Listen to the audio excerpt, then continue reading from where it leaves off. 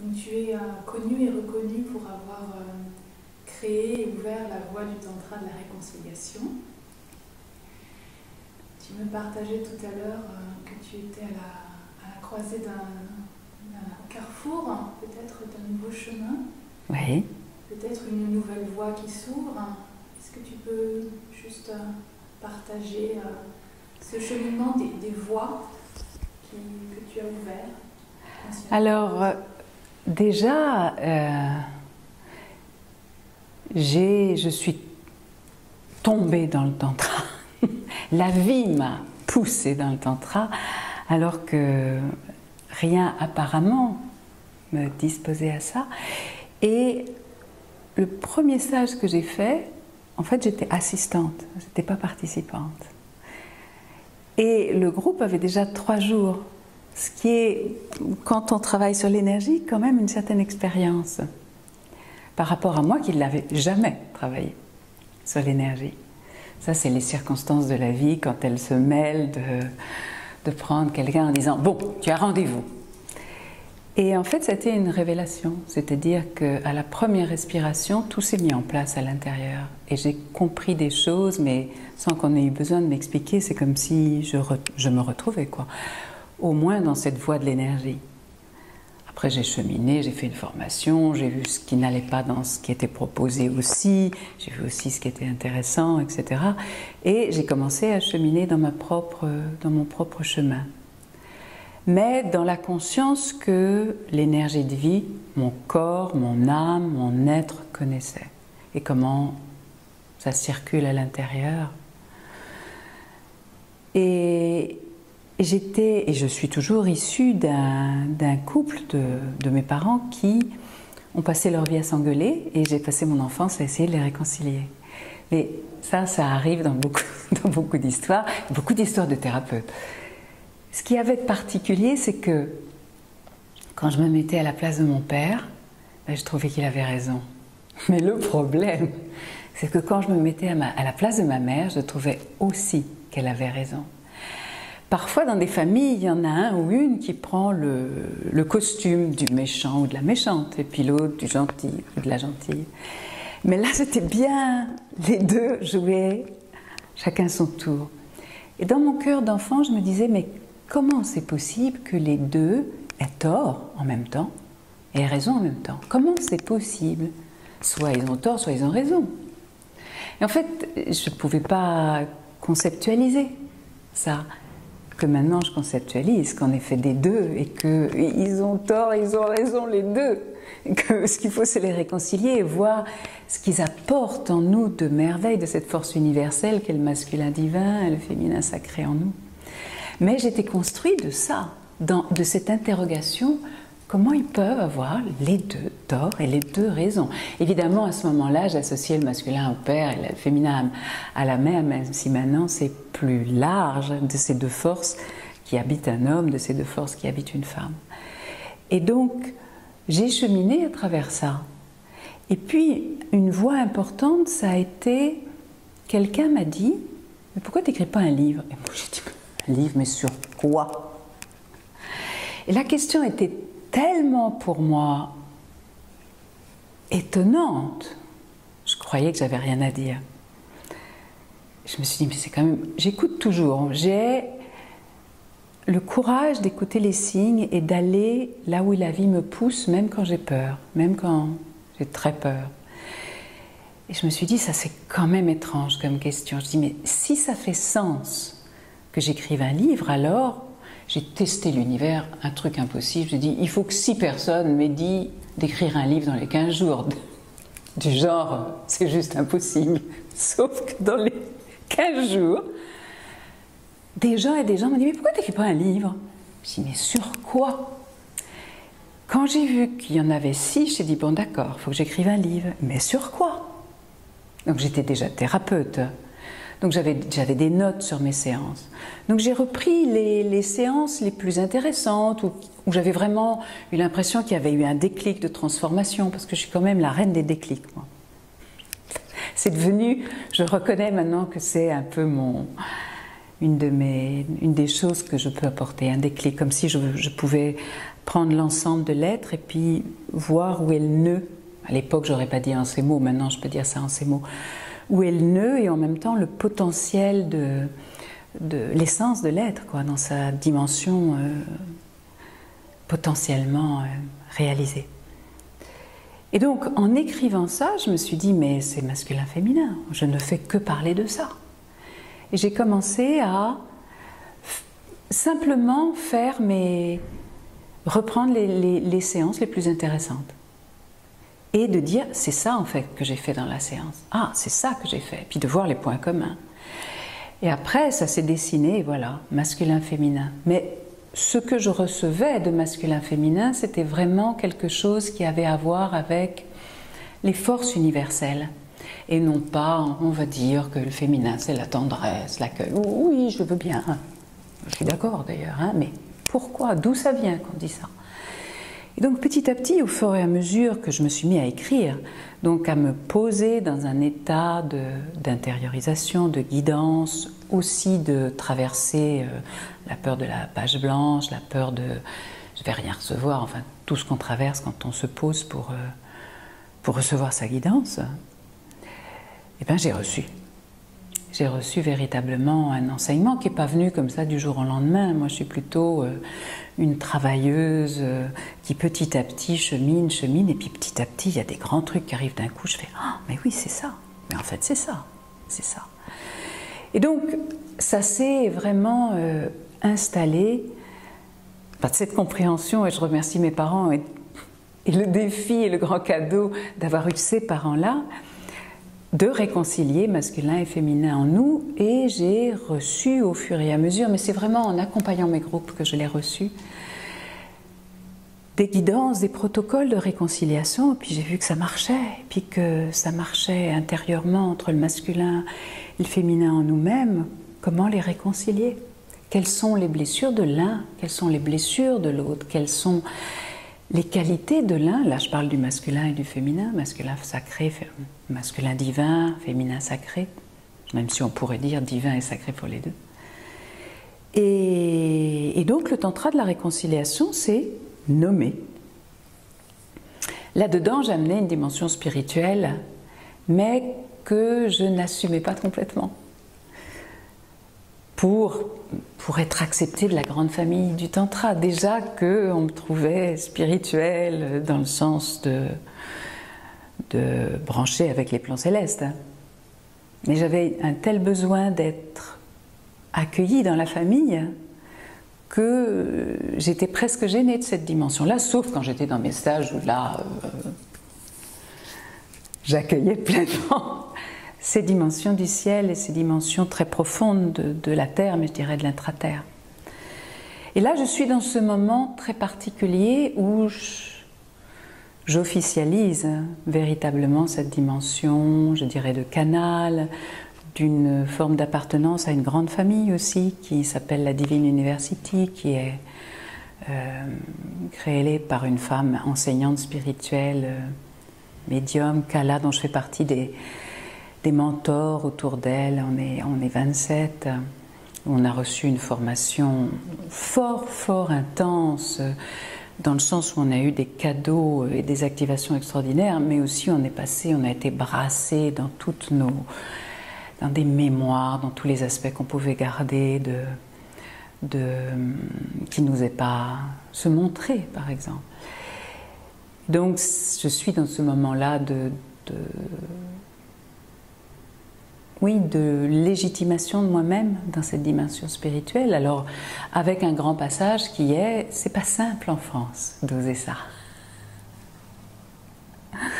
D'oser officialiser ça sans être pris pour quelqu'un de bizarre ou de secte dans une secte ou de déraciné, mais vraiment d'ancrer ça dans une parole unitive. Et il se trouve que j'ai une responsabilité dans ce groupe que nous sommes, qui est d'être ambassadeur pour la France et pour Paris. Et comme j'ai en plus un lieu, j'ai créé un lieu qui était pour ça. C'est depuis que je sais que c'était pour ça. Au départ, moi, je savais que je voulais créer un lieu qui réunissent le ciel et la terre, qui réunissent les gens à la fois dans la joie et la méditation pour les partages de la vie quotidienne et en même temps les grands rituels et à la fois dans une simplicité et en même temps dans une profondeur. J'ai toujours voulu relier les deux. Les deux. Et pour moi, le masculin-féminin, c'est aussi bien la terre que le ciel, que le dedans que le dehors, que le... comment dirais-je, le quotidien que l'extraordinaire, que la matière et l'esprit. Donc, tout ça pour moi c'est le masculin-féminin. Et donc j'ai été portée à créer un lieu que j'avais déjà créé chez moi, mais chez moi c'était un petit appartement. Et donc j'ai trouvé une maison et un des critères c'était qu'il y ait une pièce, une grande pièce dont je puisse faire une pièce d'activité. Et donc j'ai créé Terre Arc-en-Ciel, bien sûr. Terre Arc-en-Ciel, pour relier les deux. Et c'est devenu un pilier, c'est devenu un lieu qui est à la fois un temple dans le sens que ça amène les énergies du ciel, mais en même temps un lieu de joie, un lieu de réunion. Donc et c'est un centre aussi pour cette Divine University où on va pouvoir amener les personnes à une dimension plus aimante d'elles-mêmes, plus vaste d'elles-mêmes, d'une réalisation d'elles-mêmes plus, on va dire, divine, mais simplement plus elles-mêmes. Parce que ce que les gens amènent, c'est « je voudrais être plus moi ». Ben oui, plus moi, c'est être plus dans la reconnaissance de moi-même, dans mon potentiel divin, tout simplement. Mais au quotidien, que ça aide ma vie. Est-ce que, en créant tout ça, tu as parlé d'oser prendre des risques tout à l'heure. Ouais. Est-ce que tu pourrais partager comment tu as traversé ça, comment trouver le courage parfois pour aller vers quelque chose d'inconnu et oser prendre des risques quand on crée quelque chose de nouveau? Alors, par exemple, le risque que j'ai pris ici, c'est l'argent. C'est-à-dire que j'ai eu la chance que l'appartement a pu acheter la maison, mais je n'avais aucun argent pour faire les travaux. Or, il y en avait des travaux, la véranda, fallait tout refaire, même si la maison était en bonne santé, mais il fallait refaire les sols, il fallait refaire l'électricité, il fallait refaire les fenêtres, il fallait refaire l'isolation. Enfin, ça représente une somme considérable qui double le prix de la maison. Et évidemment, les banques ne me prêtaient pas. Je dis évidemment. C'est dommage pour elles, mais je ne rentrais pas dans les critères. Et j'ai deux amis qui m'ont prêté 2 belles sommes. Sauf que dès qu'il a été question de faire la salle, je n'avais plus de sous.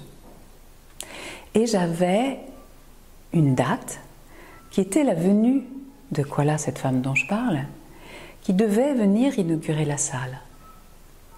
Et ça me portait plus que tout. Et je me disais, mais c'est pas possible, il faut que je trouve cet argent. Il faut que je trouve cet argent. Et là, j'ai reçu une guidance, on va dire. Je me suis dit, mais j'ai plus d'amis qui peuvent me prêter une grosse somme. Mais peut-être que j'ai plein d'amis qui peuvent me prêter une petite somme. Ça a été l'idée. Et j'ai parlé du fond de mon cœur, de ce que ça allait être cette salle, de ce que ça représentait pour moi. Et je sais qu'il y a plein de personnes qui ont envie qu'une petite somme serve pour eux à quelque chose de chouette. Donc j'ai envoyé une lettre en disant voilà, c'est ça. Et s'il y a tant de personnes qui me prêtent ça, eh bien ça va faire ça. Et moi, je vous promets de vous rembourser en tant de temps. Et puis j'ai proposé comme cadeau qu'ils pouvaient faire un stage avec moi gratuit, un stage long, un stage de 6 jours quand même, 6-7 jours, ce qui est quand même un vrai changement en général dans les personnes.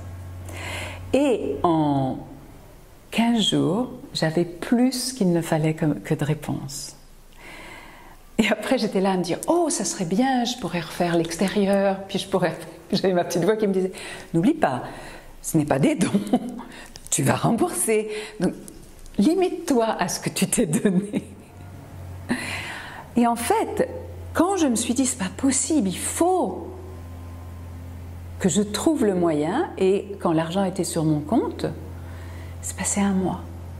C'est absolument incroyable. Mais si je n'avais pas été portée par cette femme qui est vraiment un être cher à mon cœur et cher à mon âme et que je respecte et que j'aime infiniment, c'est une copine aussi, une amie je dirais, une sœur, si elle n'était pas venue, si c'était que pour moi, j'aurais jamais eu ce culot, mais jamais j'aurais osé dire « Voulez-vous me prêter de l'argent ?» J'aurais jamais osé.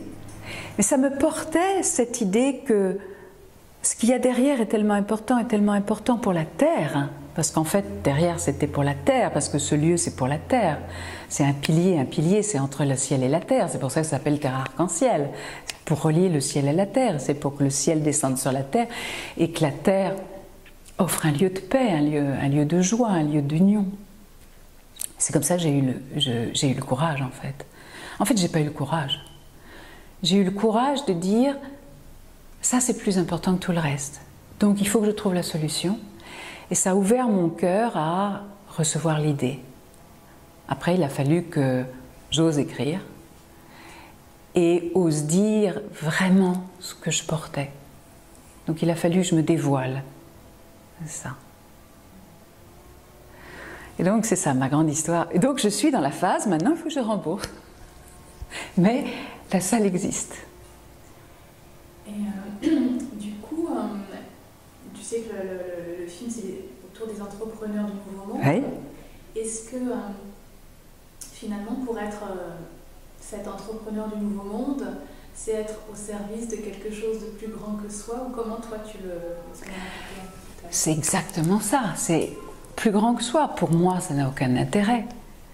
Et si j'avais été seule, je ne pouvais pas le faire. Donc c'est quelque chose qui serve la Terre, qui serve la globalité, qui serve l'humanité dans sa globalité, que soit quelque chose qui soit inclusif, qui soit unitif. Et que ça porte la conscience de la communauté, du nous. C'est 30 personnes, 30 plus 2. 30, avec moi, ça fait 33. Tiens, j'avais jamais compté. Ah yes, j'avais jamais compté. 33, nous sommes 33. Et donc, il y a plus grand que soi et que ça serve la terre et que ça serve la réconciliation, l'union, que ça soit inclusif, que ça soit, qu'il n'y ait pas d'exclusion dans l'histoire, et qu'il y ait du nous, qui est la communauté dedans. Et donc, Terre Arc-en-Ciel, ce lieu, est l'essence même de ça. C'est une communauté. Et dans cette communauté de gens qui ont accepté de me prêter d'argent, il y a des gens que je ne connaissais pas directement, mais qui recevaient mes newsletters, qui appréciaient le fait que tous les mois, j'écris un vrai texte avec une vraie guidance, avec des vrais outils, et qui me remercient chaque mois en disant « mais vous donnez tellement à travers tout ça, vous donnez tellement de vidéos gratuites, etc. » que ces gens ont voulu participer. Et certains, je ne les ai pas rencontrés, ils ne sont pas venus. Parce qu'ils habitent loin, il y en a qui sont en Suisse, il y en a qui sont en Belgique. Je trouve ça extraordinaire. Mais c'est des parrains, c'est des marraines d'ici. Et donc, ça sert plus grand, c'est inclusif, c'est unitif, et il y a le nous dedans. On n'est plus à la période de moi-je. Terre Arc-en-Ciel ne veut rien dire dans moi-je. Moi, je suis la gardienne de Terre Arc-en-Ciel. Je suis l'intendante. Je suis peut-être le cœur ou l'âme, mais le cœur c'est le pilier, c'est les cristaux. Mais c'est les personnes qui viennent ici qui donnent la vie à Terre Arc-en-Ciel. C'est les personnes qui ouvrent leur cœur, c'est un lieu qui guérit le cœur. Et qui guérit le cœur, devine quoi? Les cœurs brisés par la relation. J'accomplis mon rêve d'enfance. Il y a des images comme ça dans les films, moi, qui me portent, c'est Aragorn dans Le Seigneur des Anneaux, qui rassemble tous les groupes, tous les peuples. J'adore rassembler, pour le cœur, pour la lumière. Est-ce que pour oser être dans sa dimension je crée, je suis créateur, comment toi tu vois l'activation de cette dimension du créateur en soi? Et je voulais faire le lien avec l'artiste en fait. Est-ce que le fait d'activer, je pense que le fait d'activer sa créativité en tant qu'artiste peut permettre ensuite à l'entrepreneur d'activer la création de quelque chose de plus grand au service du nous, au service du collectif, et que ça peut être empreint de la vibration de l'artiste et de l'artiste qui canalise à travers sa créativité des énergies qu'il va ancrer sur la terre. C'est-à-dire que l'art, pour moi, quand quand quelqu'un est dans sa dimension artiste, il va aller canaliser quelque chose qui a déjà un public. Et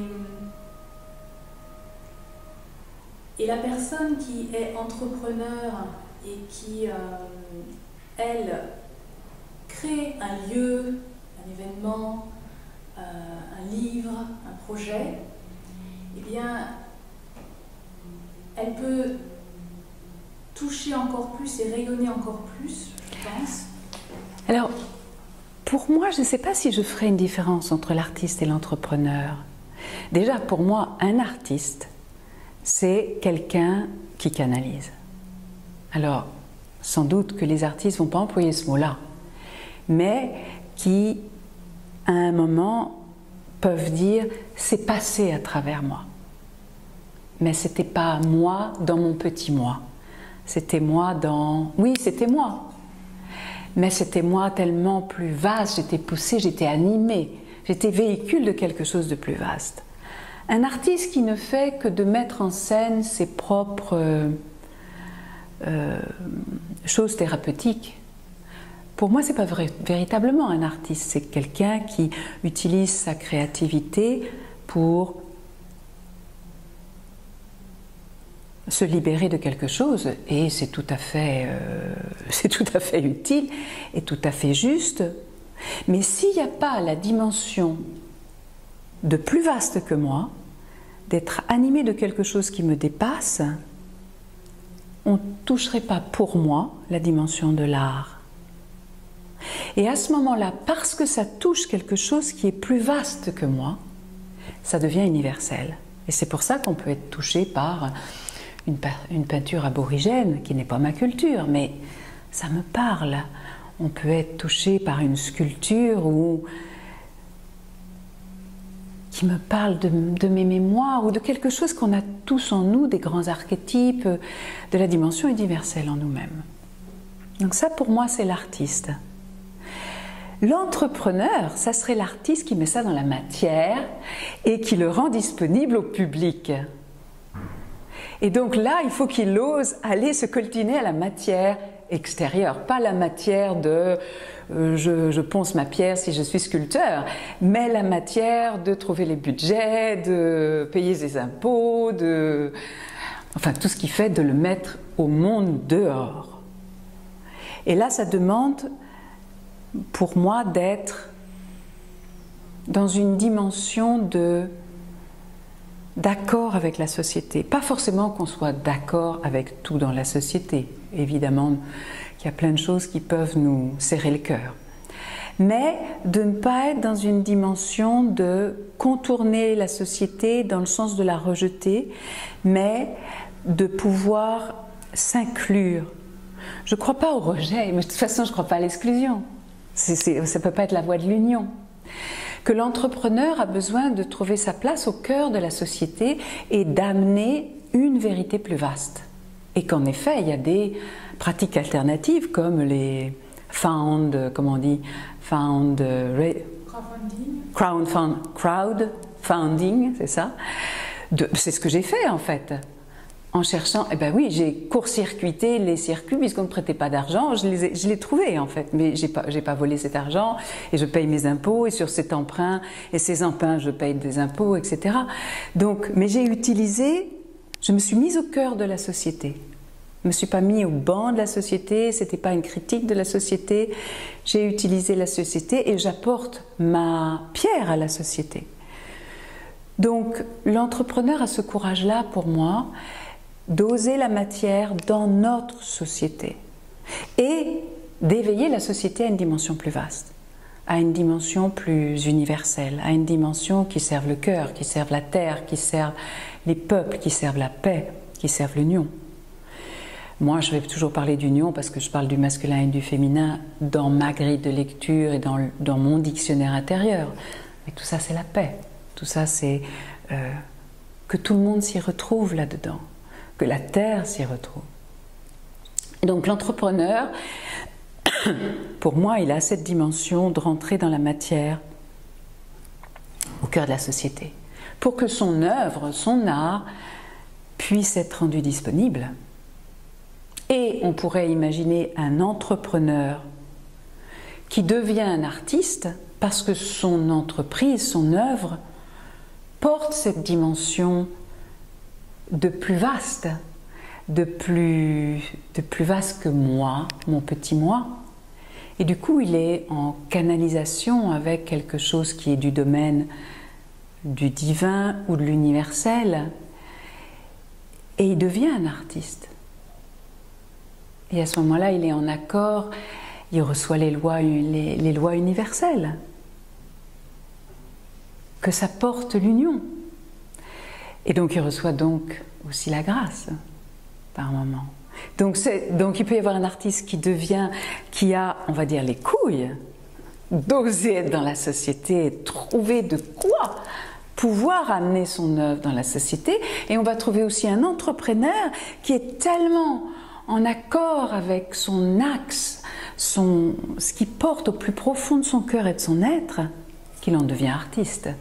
Et que son œuvre, forcément, va porter une harmonie. Ça ne veut pas dire beau dans le sens qu'il n'y a rien qui dépasse, que c'est parfaitement harmonieux, mais ça porte une beauté. Comme dans la nature, un volcan porte une beauté, un arbre de travers porte une beauté, mais il y a quelque chose d'universel là-dedans, et on va se retrouver là-dedans. Et donc, pour moi, l'un est la continuation de l'autre, et l'autre serait le cœur de l'un, peut-être. On pourrait dire qu'au cœur de l'entrepreneur, il y aurait l'artiste, et que l'entrepreneur serait l'aboutissement de l'artiste dans la société, peut-être. J'aimerais bien le voir comme ça. Merci, c'est une belle définition. Merci de l'avoir partagée. Je ne sais pas si tu as envie de rajouter quelque chose à ce qui s'est dit. Qu'il y a en nous la source, et que c'est notre responsabilité de la retrouver et de la faire jaillir, et que par cette source en nous, on est relié à chacun, et donc on est unis. Et donc, je dirais, ce qui me porte cette année, chaque année j'ai comme un thème qui me porte. Et donc, le thème de mon année, c'est chacun d'entre nous, on est unique. Et on a besoin de le reconnaître et d'aller à la découverte de ce que c'est que cette dimension unique. Et en reconnaissant cette dimension unique, on s'unit à chacun. Et donc on est unique et uni. Et en fait, on retombe sur masculin et féminin et l'union des deux. Et donc c'est ça un peu ce que j'aimerais finir là-dessus. C'est à chacun, d'ailleurs nous avons un message de l'univers qui nous dit, peut-être on va un unique et uni. Et ça c'est ce que j'avais envie de vous dire. Merci beaucoup.